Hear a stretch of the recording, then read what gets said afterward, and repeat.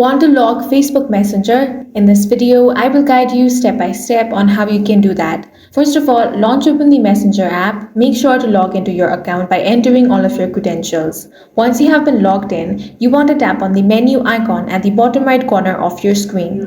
Now, you want to tap on the settings option.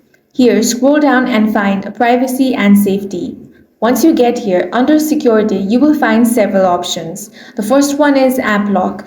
That's the option you want to tap. Now, you want to select unlock with biometrics option.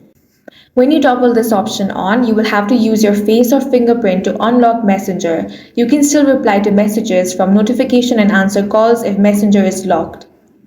Now, below you can also select the time interval. You can select after I leave Messenger, 1 minute, 15 minutes, or 1 hour after leaving Messenger. Go ahead and select whichever option you want. After that, head back. Now, whenever you open Messenger, as you can see, it will be locked.